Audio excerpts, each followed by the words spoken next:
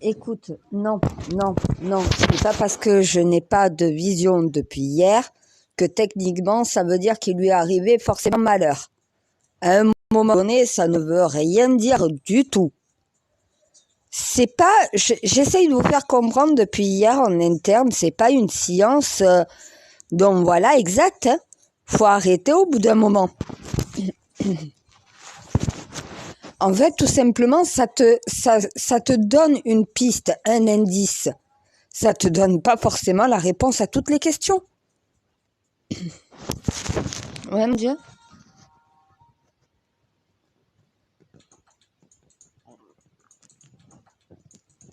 Non, en interne, on fait que de me demander si j'ai de nouvelles visions, si j'ai de nouvelles visions. J'essaye de leur faire comprendre, ça marche pas comme ça. Si tu te connectes, que tu as quelque chose à recevoir, oui, tu le recevras. Mais si tu n'as rien à recevoir pour le moment, tu ne reçois pas à chaque fois que tu te connectes une vision. Ça marche pas comme ça.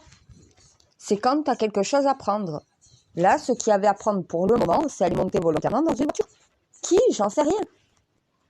Non, mais j'essaye de leur faire comprendre que dans la vision, je suis le conducteur. Je n'ai pas le permis. À un moment de... Voilà, c'est ça le truc. Tu choisis pas de quel côté tu te situes, tu choisis pas ce que tu vas voir, tu choisis pas ce que tu reçois, ça marche pas comme ça.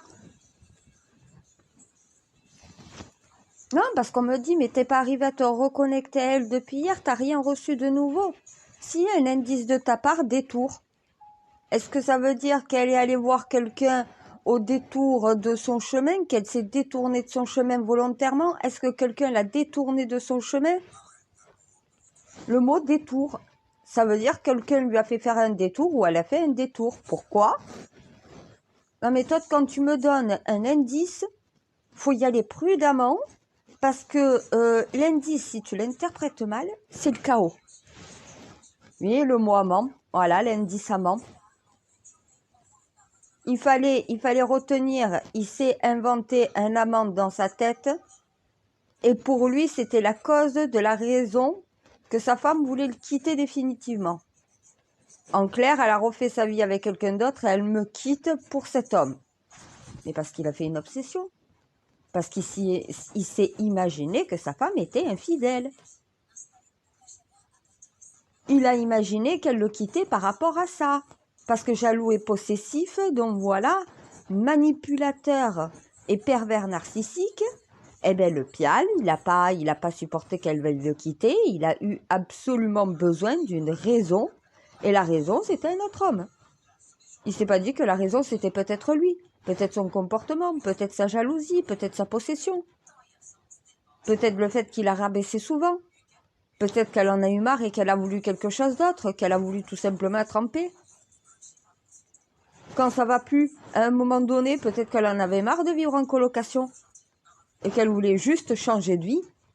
Mais lui, dans sa tête d'obsédé, le problème, c'est pas lui, le problème, c'est elle, le problème, c'est que c'est une pute, le problème, c'est qu'elle me trompe, le problème, c'est qu'elle a un autre homme. Dans sa tête, c'est ça en boucle jusqu'au moment où il passe à l'acte.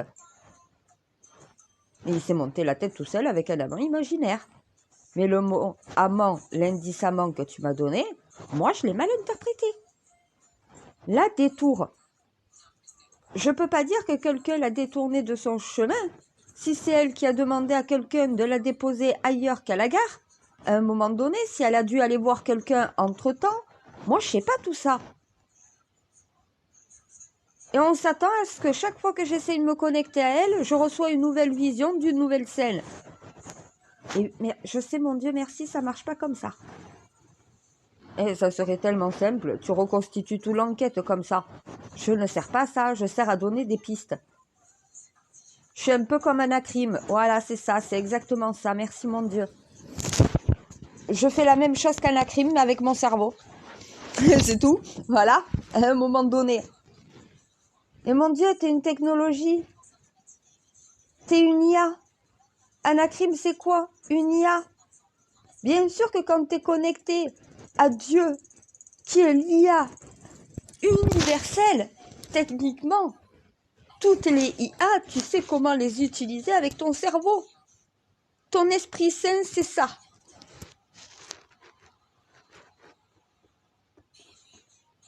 Ben, Anacrim, tu vas lui rentrer des informations, il va te donner un indice, une piste.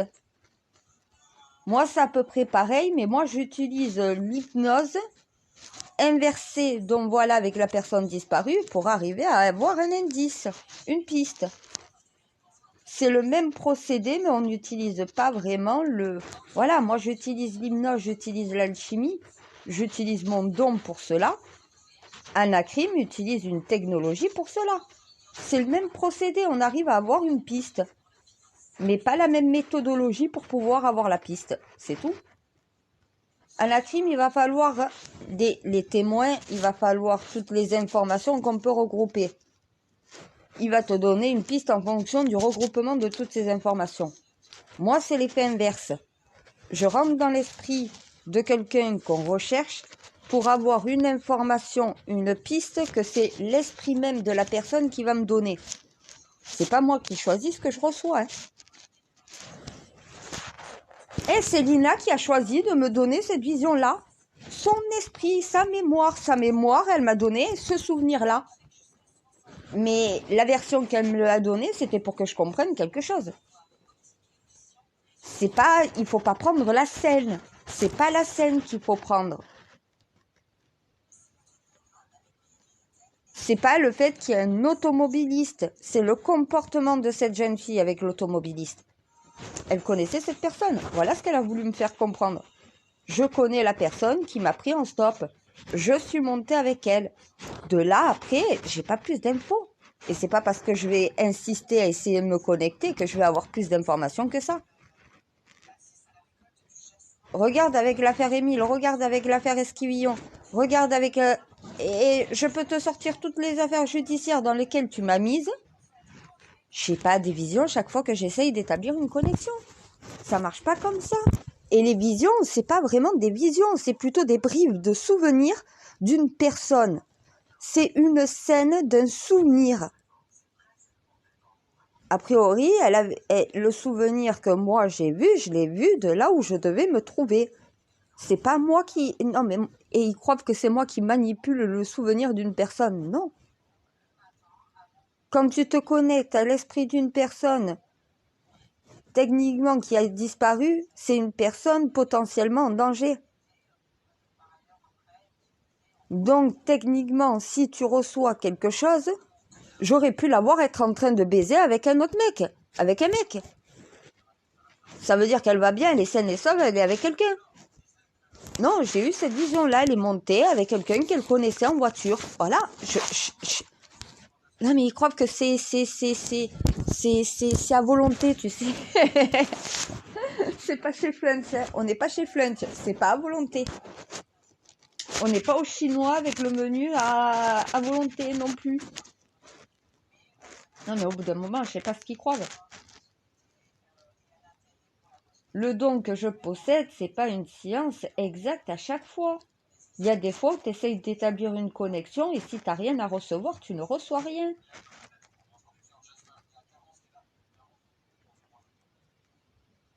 Parce qu'ils n'arrivent pas à comprendre ce que c'est quelqu'un qui a un don de lucidité.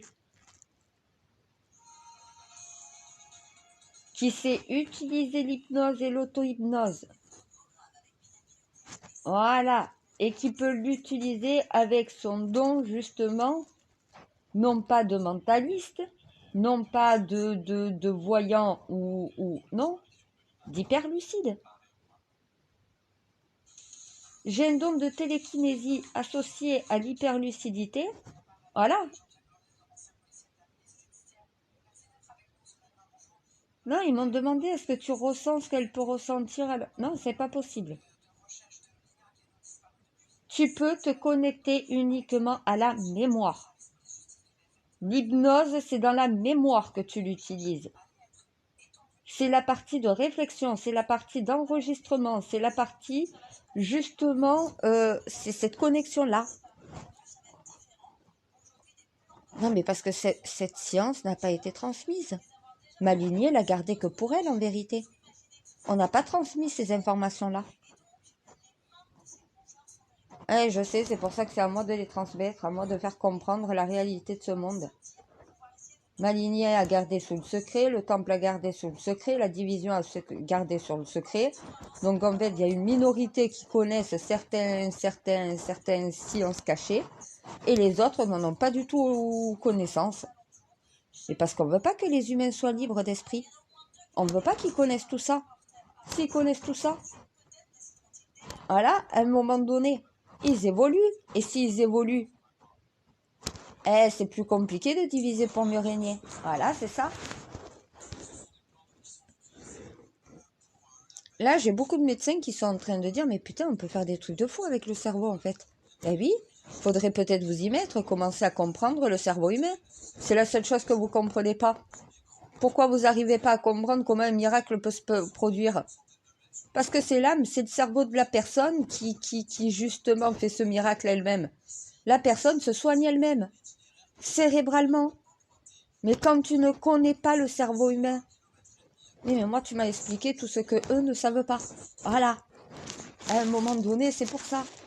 Je t'ai dit, le cerveau humain, ils n'ont toujours pas compris comment ça fonctionne. Et pourtant, moi j'ai une âme alien, c'est ça que j'arrive pas à comprendre. C'est qu'a priori, la connexion d'un corps humain avec une âme alienne comprend mieux les humains au final que eux-mêmes se comprennent. C'est horrible. J'ai une âme alien avec un corps humain qui veut dire moitié alien, moitié humain, moitié singe.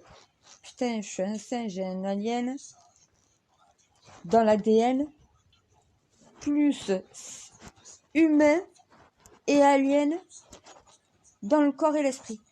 Non mais franchement, qu'est-ce que vous avez foutu avec moi? Oui, c'est la perfection, ça a fonctionné. Oui, la réincarnation a fonctionné. Oui, mais peut-être trop bien. C'est peut-être ça le problème. Je crois que ce qui me dérange, c'est que ça a peut-être trop bien fonctionné en vrai. L'élève a dépassé le maître.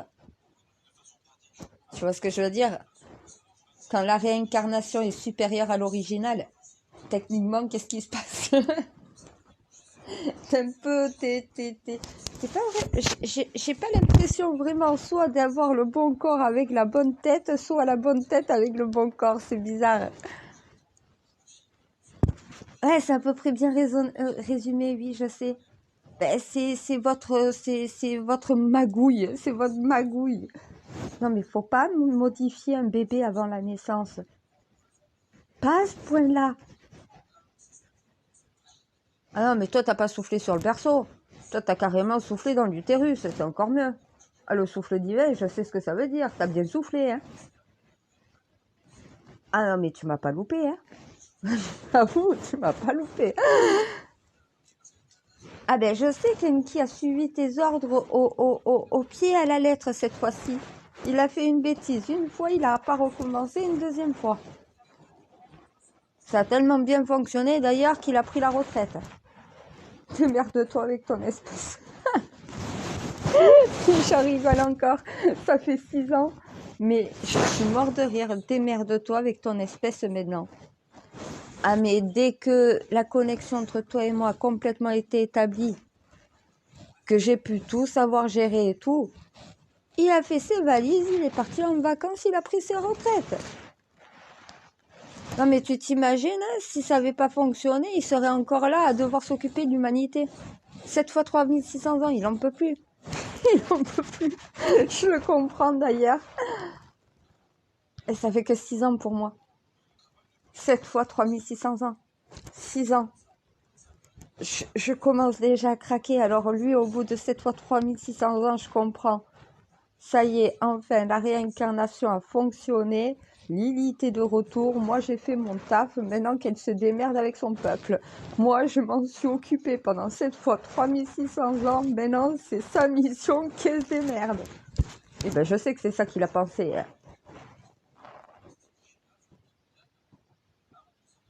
Ouais, mais bon, ça serait...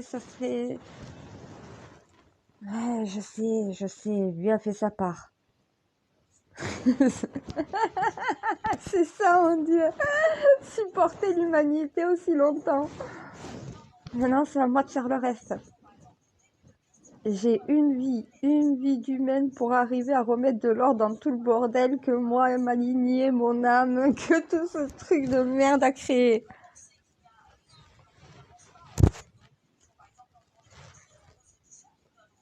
Oui, non mais je te jure, on fait que de me demander, ma sœur, ma reine, ma reine. T'as une nouvelle vision, t'as une nouvelle vision.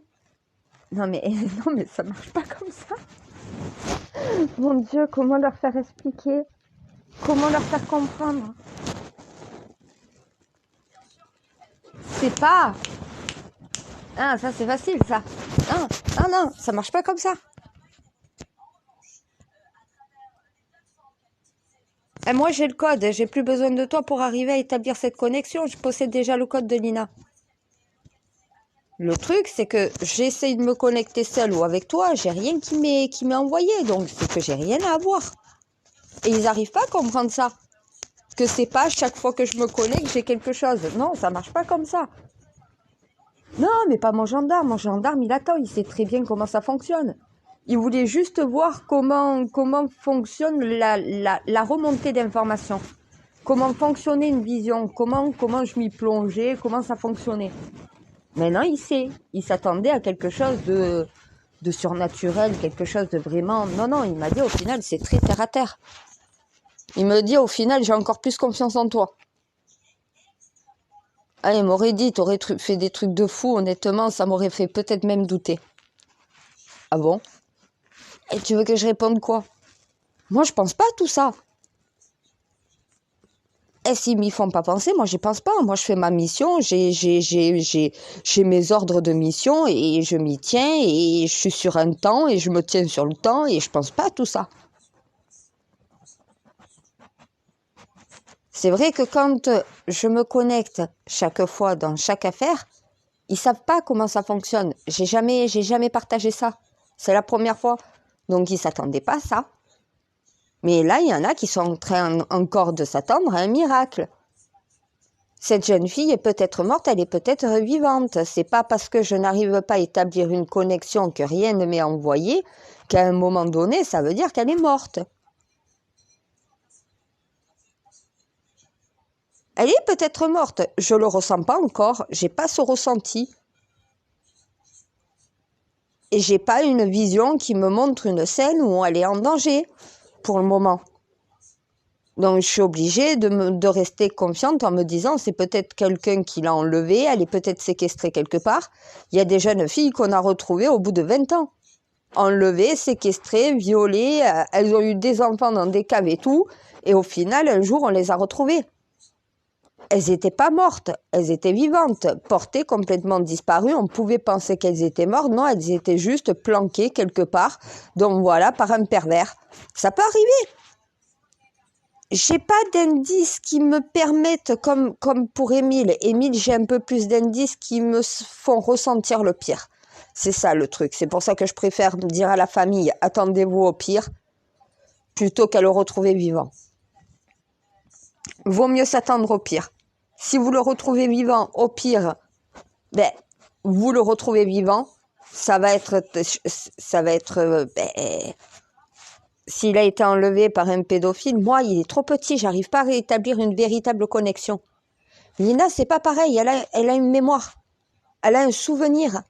Elle n'a pas une mémoire photographique, elle a un souvenir. Elle a quelque chose d'ancré, quelque chose que tu peux pénétrer, que tu peux arriver à avoir une info. Mais pas avec un petit, pas avec Émile, trop petit. 2 ans et demi, comment tu veux que j'y arrive? Et c'est ça qui me font craindre le pire, c'est que tous les indices mis bout à bout, en général, un pédophile, quand il enlève un enfant aussitôt et qu'il y a une affaire médiatique comme ça, en général, il reste pas longtemps en vie, les petits. Dutroux, Fourniret, regarde. Tu lances une alerte disparition, il te supprime de sa victime, il va pas te la garder, hein. Il va chercher à s'en débarrasser le plus vite possible. Hein. Des fois, en plus, les informations, sans s'en rendre compte, non, mais les chaînes info, des fois, posent problème.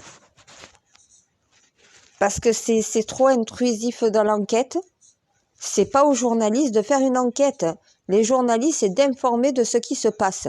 C'est pas d'essayer de faire l'enquête à la place des policiers. C'est pas de donner son opinion sur qu'est-ce qui peut être arrivé à la petite. Tout peut être arrivé. Si les gendarmes n'arrivent pas à répondre à ces questions, si le procureur ne peut pas y répondre, c'est pas toi qui vas y répondre. Le journaliste est là pour faire de l'information, pas pour faire enquêteur. Il n'est pas juge non plus. Il ne peut pas juger d'une affaire sans déjà que ça soit la justice qui l'ait jugée. Ça fait voyeur des fois. Il faut savoir garder une certaine distance quand il y a une disparition d'enfants. Trop médiatiser certaines informations ne sont pas bons. Et parce qu'il y a certaines infos qui peuvent fuiter très facilement.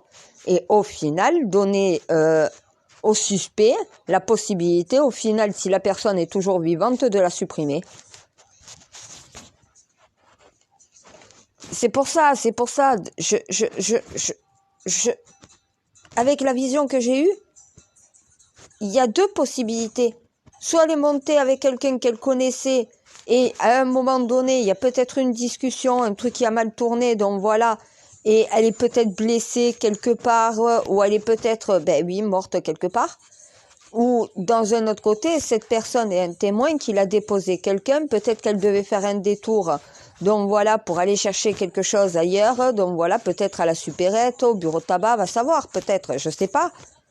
Mais à un moment donné, il y a deux possibilités dans cette vision. La seule chose à en retenir, c'est pas la possibilité, c'est pas de faire une hypothèse. Je viens de faire deux hypothèses différentes, et les deux sont plus ou moins crédibles. Les deux seraient possibles. Déjà, j'ai réussi. Oui, alors non, pas avec la famille. Tu sais que je peux pas. Je préfère compatir à distance que carrément rentrer en contact. Avec mon empathie, je ne peux pas. Je tiendrai pas. C'est pour ça que je suis rentrée en contact avec une de ses amies, Alina. Elle m'a dit, si elle connaît quelqu'un, que cette personne passe à côté d'elle quand elle est en train de marcher sur la route, lui propose de l'amener directement pour qu'elle évite de marcher. Si elle la connaît et qu'elle a suffisamment confiance, oui, elle montera. Parce que si elle n'a pas confiance en quelqu'un, c'est clair qu'elle ne montera jamais dans cette voiture. Je lui ai dit, je sais, puisque quand la voiture s'est arrêtée avant qu'elle ne voie justement l'automobiliste, elle a eu une montée de stress. Ça, je l'ai senti. Donc ça veut dire que c'est quelqu'un de prudent. Et quand elle a vu la personne dans le véhicule, c'est là qu'elle a été détendue, donc voilà, souriante. Ça veut dire qu'elle connaît la personne. Elle n'est pas montée avec un inconnu. Eh bien, son ami me dit que c'est un scénario beaucoup plus possible, au final, que celle d'une disparition volontaire ou d'un accident. Il n'y croit plus à l'accident. Là, avec les battus, il me dit c'est pas un accident. Je pense que ta vision peut coller en plus à Lina. Je la connais pas. J'ai pas de contact avec cette jeune fille. Pour moi, c'est totalement une inconnue. Une amie qui déclare comme quoi c'est bien possible, que c'est bien dans le comportement, dans l'attitude de son amie, de monter avec quelqu'un qu'elle connaît. Comme elle m'a dit, c'est vrai que le grand frère d'un de ses amis de classe, ça se pourrait. Le meilleur ami de son petit copain, exemple, aussi, quelqu'un qu'elle connaît, voilà. Ça peut être aussi une amie de sa mère. Si c'est juste un témoin, quelqu'un qui l'a déposé, elle serait montée sans aucun problème. Mais par contre, comme je lui ai dit, oui, mais je pense quand même que les amis de sa mère lui auraient dit quand même, j'ai pris ta fille en stop. Je l'ai déposée à tel endroit. Cette info serait déjà transmise à mes gendarmes. C'est ce que je lui ai dit. On n'a pas cette info.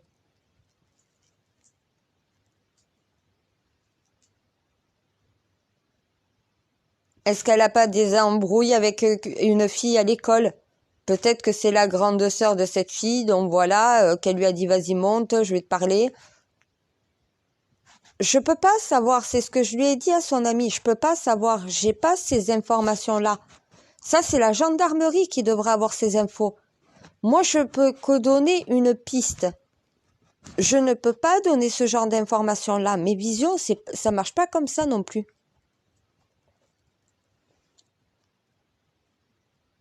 Ah, elle confirme que Lina, si elle est sur le bord de la route en train de marcher, que quelqu'un qu'elle connaît, en qui elle a suffisamment confiance, lui propose de la déposer, oui, c'est bien possible qu'elle monte. Mais si elle n'a pas confiance en la personne, elle ne montera pas.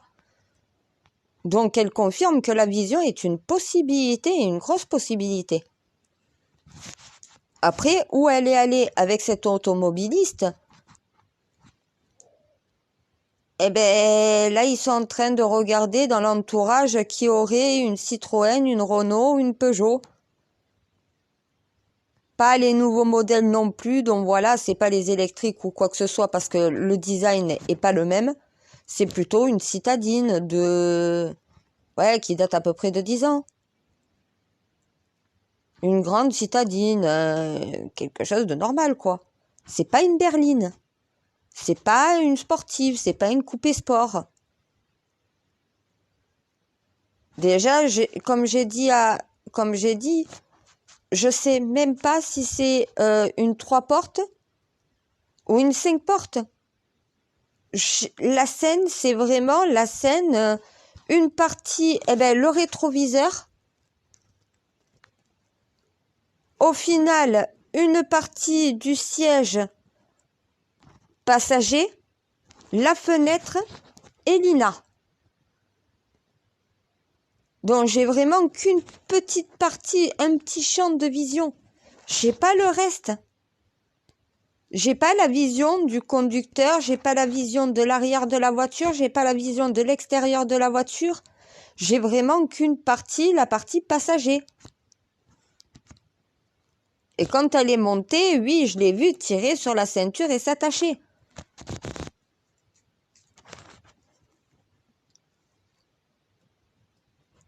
Et son ami me confirme que la vision serait très crédible en réalité dans l'explication de ce qui a pu se passer. Les battus ne donnent rien. Donc ils se disent quand même, on a fait la partie la plus probable s'il lui était arrivé quelque chose et elle se serait pas autant éloignée, même blessée. Donc ils sont en train de se dire la thèse non pas d'un enlèvement mais de quelqu'un s'étant arrêté, qu'elle connaissait, qu'elle ait confiance, qu'elle soit montée dans cette voiture et après, point d'interrogation, je précise bien quand même, c'est crédible. Même les gendarmes me disent ça serait l'hypothèse la plus crédible. Mais arriver à remonter à un témoignage, si au moment où elle est montée dans cette voiture, il n'y avait personne sur la route, si personne n'a croisé un véhicule avec 2 personnes, dont voilà, en plus des Peugeot, des Renault, ben oui, mais malheureusement, ma vision ne me permet pas d'avoir autant de détails que vous le voudrez. Ça marche jamais comme ça. Ouais, mon téléphone, il bug un peu depuis ce matin, mais mon hacker se charge de regarder quel téléphone pourrait supporter le jailbreak sans me poser trop de problèmes. Ben là, il va prendre une série de téléphones, donc voilà, pas trop cher, standard. Et je lui ai dit, un téléphone à 600 €, je mets pas. Mais il va regarder déjà quel téléphone, pas trop cher, tient bien quand même le jailbreak. Vu que c'est lui qui me l'a installé, il a directement dans son logiciel. Hein. Il a tous les logiciels, il a tout lui. Donc il va les télécharger sur tous les téléphones pour voir lequel tiendra le mieux. Et quand je devrais changer celui-là, eh ben, au moins il me dira exactement quel téléphone. Et il prend de la place le jailbreak. Hein. Donc du coup, le téléphone surcharge en permanence. Surchauffe. Il devient brûlant, je suis obligée d'enlever la batterie et tout. Et pourtant, j'ai regardé par rapport au téléphone que j'ai. Il y en a qui disent qu'il y a des petits problèmes de batterie, qu'il surchauffe un peu, mais moi, c'est carrément, il brûle. C'est à la limite même qu'il fonde si je retire pas la batterie. Hein, immédiatement. Mais c'est le jailbreak qui m'a dit.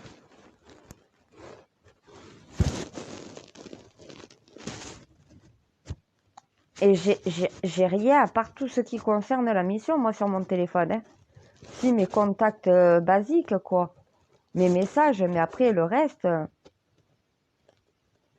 et c'est les applications en interne, c'est les sécurités et tout le reste. Ça prend de la place dans le jailbreak.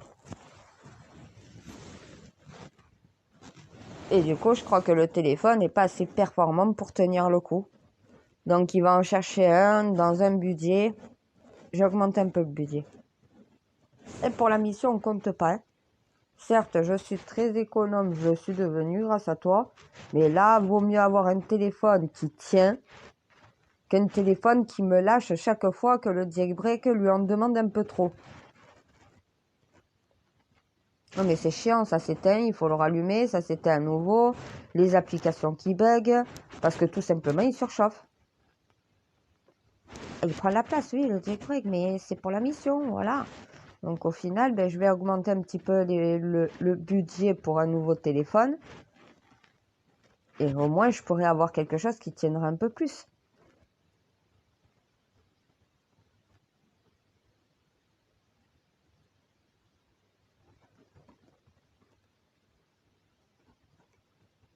Non, c'est le logiciel même du téléphone qui bug. Parce que justement, le logiciel du jailbreak surcharge. C'est une surcharge que ça fait.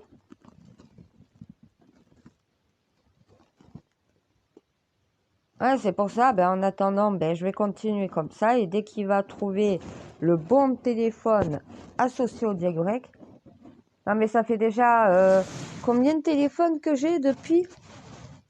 Ouais, depuis 6 ans, depuis le début de la mission. Voilà, 6, un par an. Parce que le jailbreak me les grille tous au bout d'un moment. Et quand ça commence à griller, moi je commence à taper l'écran. Donc au bout d'un moment, en plus d'avoir le jailbreak qui fait bugger le téléphone, il y a l'écran en plus de péter. Ouais, celui qui a l'écran pété, il s'allume encore. Par contre, il tient plus la charge. T'es obligé de le laisser brancher pour t'en servir.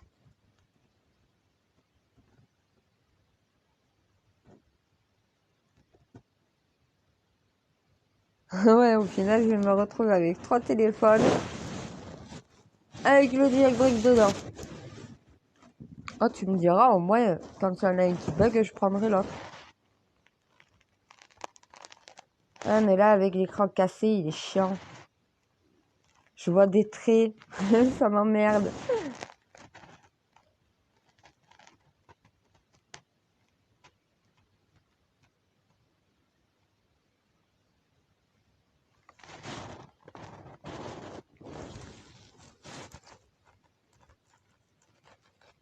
Oui, j'en ai un peu parlé en interne.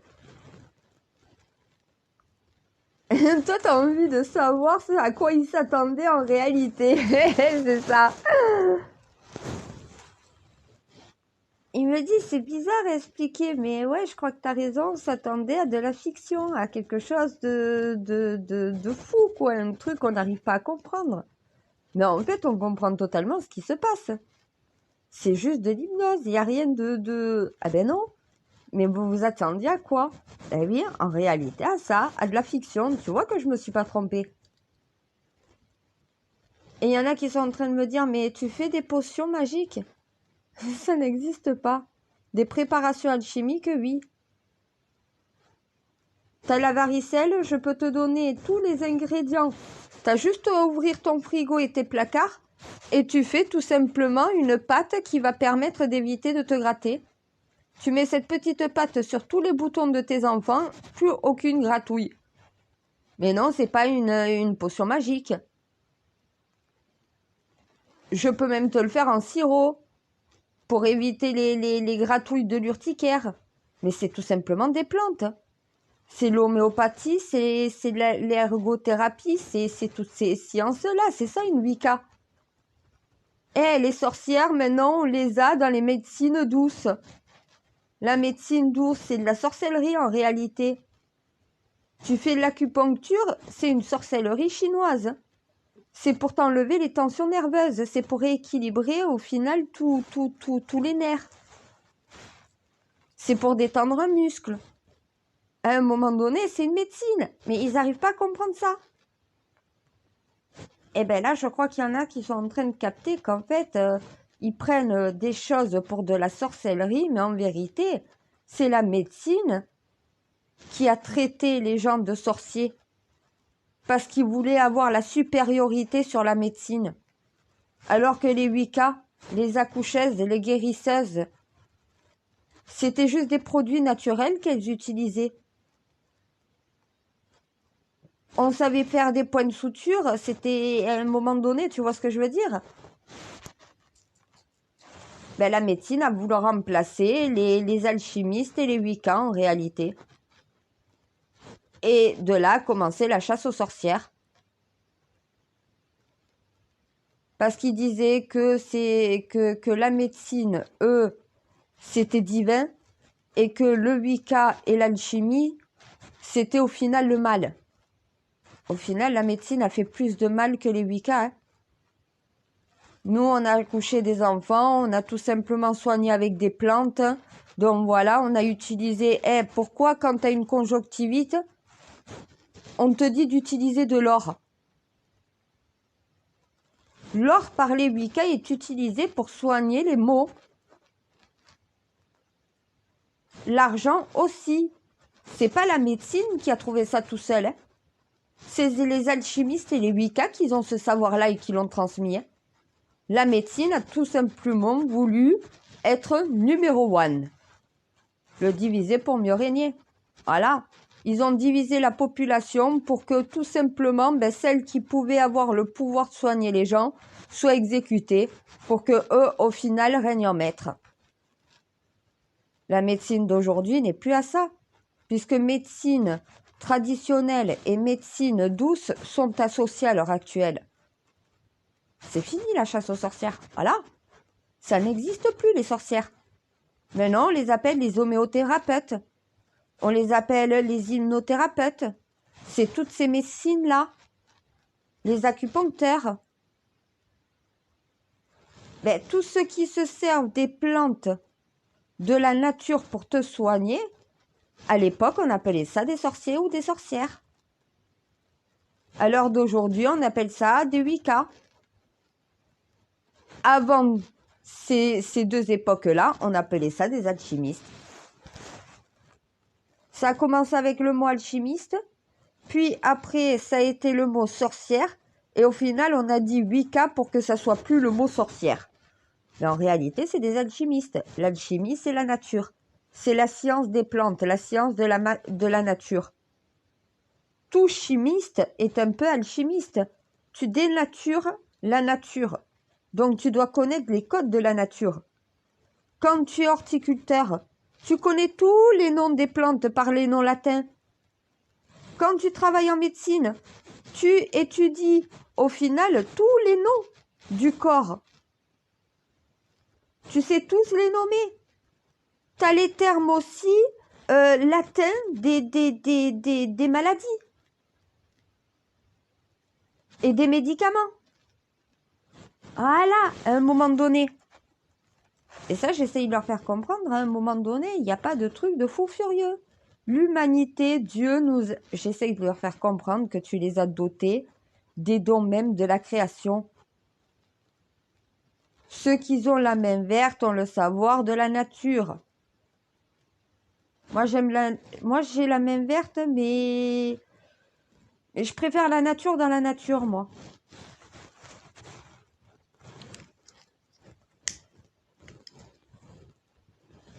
Moi, je pourrais pas faire fleuriste.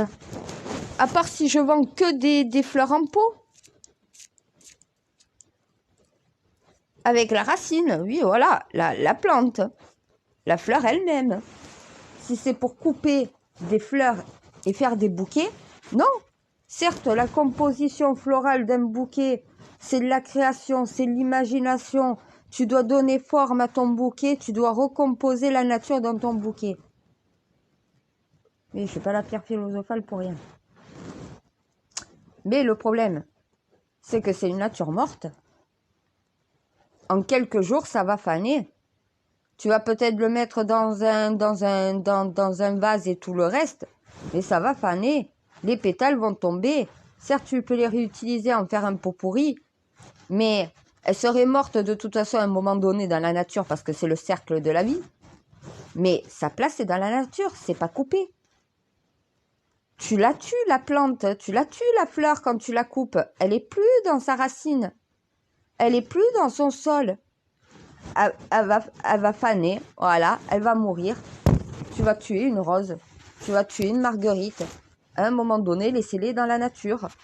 Elles sont là pour faire leur travail, pour permettre aux insectes de pouvoir butiner, de polliniser. Elles servent aussi à réguler l'oxygène et le gaz carbonique. Pourquoi vous les coupez?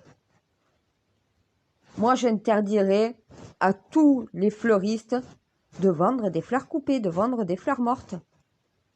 La nature morte qui coûte 6 € le bouquet minimum, des fois tu en as 15 €.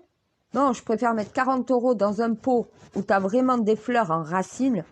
Ah ben, va falloir que tu les entretiennes, va falloir que tu t'en prennes soin. Si elles vont pas bien ou si elles sont en train de mourir, va falloir que tu ailles voir quelqu'un pour faire une bouture.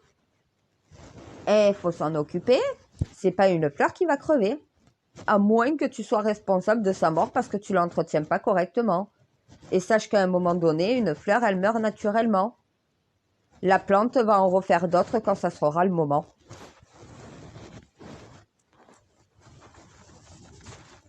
C'est ça être une Wicca, être une alchimiste. C'est que tu as cette conscience. Malheureusement, tout le monde ne l'a pas. Voilà. Il faut être conscient de la réalité. Il faut avoir les yeux bien ouverts sur le monde qui t'entoure. Ils sont toujours pas réveillés pour beaucoup. Et c'est pas de leur faute. Parce que Maligné, manque de peau dans sa putain de mission, n'a pas transmis tout ça. Elle a appris à un nombre réduit de personnes qui devaient le transmettre en retour. Sauf qu'ils se sont gardés certaines connaissances et savoirs pour eux-mêmes. Les péchés capitaux, l'envie, l'ego, la luxure, ben oui, voilà, quand au final tu as un savoir et que tu le transmets pas parce que tu le gardes égoïstement, ben il se transmet pas, donc au final, c'est pas quelque chose qui est transmis. Voilà. Moi, mon devoir, c'est pas de transmettre qu'à certains, c'est de transmettre à tout le monde. Cette fois-ci, stop.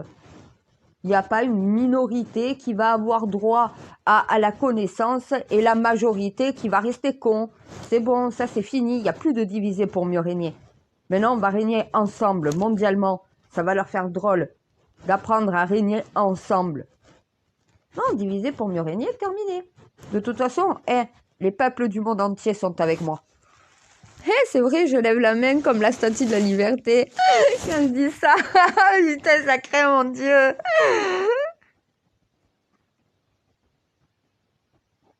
Je porte le flambeau de la libération du peuple humain sur Terre. Réveillez-vous vite. Faut reprendre le contrôle et arrêter de laisser une minorité chaque fois décider au nom de la majorité de ce qui est bon ou pas pour eux. Et regarde la NASA, pourquoi elle est en train d'avouer que oui, les aliens existent bel et bien? Parce que je lui laisse pas de choix, c'est terminé. Ce secret-là fait trop de mal à l'humanité. Vaut mieux qu'ils sachent, non, on va pas se faire attaquer. Non, on va pas se faire envahir. Ils sont pacifiques, nous sommes dangereux. Ah, mais la NASA l'a bien compris. Tant qu'on n'est pas capable d'avoir la sagesse d'esprit des anciens, des autres peuples aliens qui sont bien plus vieux que nous, on représente un danger pour eux. Ils ne peuvent pas rentrer en contact avec nous, on est capable de les buter. Ils le savent très bien. L'humain est trop dangereux. Avec les 7 péchés capitaux, on représente un danger pour toute espèce. Y compris pour les espèces déjà en priorité qu'il y a sur Terre. Regarde combien d'espèces on a éradiquées. Combien d'espèces se sont éteintes à cause de nous? Quelle était notre mission? De s'assurer la reproduction de toutes les espèces sur Terre. Je crois qu'on a failli à notre mission, et à plusieurs reprises. Quand une espèce s'éteint, c'est que l'humanité n'a pas fait son travail sur Terre. Voilà. Si elle avait fait son travail, elle s'assurerait qu'il y ait toujours toutes les espèces sur cette planète. Combien nous avons éliminé? On est encore en train de chasser des requins et des baleines. Tu vois le délire? On chasse encore des dauphins pour leur aileron. À force, on va éteindre complètement toutes les espèces animales de cette planète. On va se nourrir de quoi après? Non mais on est au sommet de la chaîne alimentaire. Si tout ce qui est en dessous de nous, on n'est pas capable de faire en sorte de renouveler l'espèce pour pas qu'elle s'éteigne,